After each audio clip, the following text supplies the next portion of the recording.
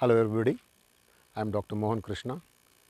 First of all, I would like to thank you all for the overwhelming response to my previous documentary, that is Pearls of KGF. Today I would like to take you back to the history of these mines and the wildlife that is present over here. Mining activity was traced back up to the 2nd century AD, from the periods of the Guptas, Cholas, Vijayanagar kingdom, and later on to the Britishers. It was John Taylor who started the mines over here first in 1880 till 1956, when this was nationalized. BGML, Bharat Gold Mines Limited, which is a central public sector, took over the mines in 1972 and continued its activities till 2001 February 28th, when this mines was closed. BGML was one of the deepest mines with the Champion Reef mines, which was about 3.2 kilometers deep and almost 7 kilometers in length. During this period, BGML almost produced about 800 tons of gold from 50 million tons of ore from its inception. In 1920, there are about 5 mines in this place. One, this Mysore mine, which is Edgar Shaft. The second one is the Champion Reef. The third one is the Urgam. The fourth one is Nandi Drug, and the fifth one is the Balghat mines. At the peak in 1905, the mines employed 35,000 people, mostly from the distressed districts of Salem and North Arcot in Tamil Nadu.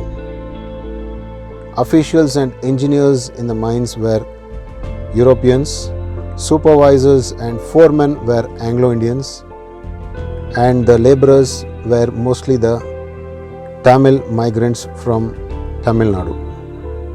Mine workers with a legacy have died from rock bursts, exposure to dust, choked in the slush and fell into sinks. Anglo-Indians who lived over here look back at their days as a time tinted in gold and life filled with Xmas parties and band dances. These makeshift homes were occupied by the miners, a majority of which were Tamil migrants, and more than one family occupying each shed. Each shed, the makeshift homes, was made of zinc sheets as their rooftops, mud floors, and had common toilets and taps. Sometimes more than 14 people lived in a hut. There was a lot of rodent invasion during that time, and it is said to be that workers killed more than 50,000 rats in a year. The King George Hall, which is a majestic, spacious building in the heart of KGF, was constructed to commemorate the great event of Delhi Darbar in 1915. Robertsonpet, which is the hub of all activities, economic activities in KGF, was one of the best and first planned townships in India.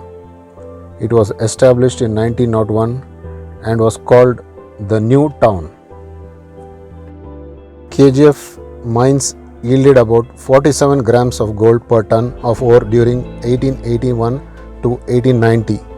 In about 1990, it had reduced to 3 grams per ton due to depletion of high-grade ore reserves and high production costs. Mine wastes in the form of rock fragments and mill tailings have been stacked in huge piles and heaps in KGF, occupying 15 to 20% of the lease area. BGML has 33 million tons of tailings with 0.72 grams per ton of gold spread all over the mining area in KGF. The Five Lights Square. It's a majestic crown on the mast. This is a popular square at Urgam where the mast was erected with 5 lamps, which signifies the success of the 5 established gold mines of KGF, namely Mysore Mine, Nandi Drog, Champion Reef, Urgam, and Balghat mines. Due to constant supply of dehumidified air into the underground tunnels, temperatures shot up to 55 degrees and accidents were very common. The abandoned underground tunnels are now flooded with groundwater. It is said that about 6,000 miners perished during the time. There is a popular saying, Kile Pona Pono, Mele Vanda Panam. KGF being a British mining colony, life in KGF was greatly influenced by the British culture. Along with them came a lot of infrastructure, and they established hospitals, schools, golf courses, boating clubs and gymkhanas. This hospital, the BGML hospital, was built in 1880 and medical facilities over here were world class. It has been reopened now as a COVID care center, as you all know. Good morning friends. Today I would like to showcase the wildlife that is present over here, mainly the black bucks. As you can all see, this place is the grassland of Bimal Nagar. Environmentalists say there are about more than 1,000 black bucks over here, the males and females. The males are identified by their horns, which is typically the corkscrew appearance. They weigh about 25 to 35 kgs. My main plea today to the forest department and the local authorities is to make this a safe environment, safeguard them from the poachers and the wild dogs that are present over here, and convert this place into a sanctuary. Thank you.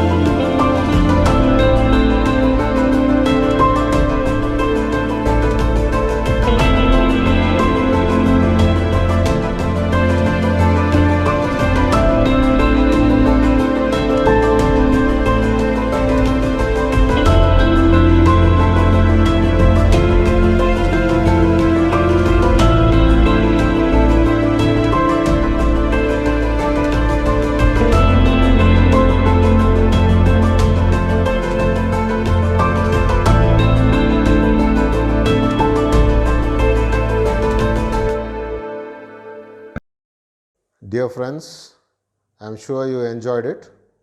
With this little effort, I only hope it causes awareness and inspires all of us to protect wildlife and nature in general. Thank you.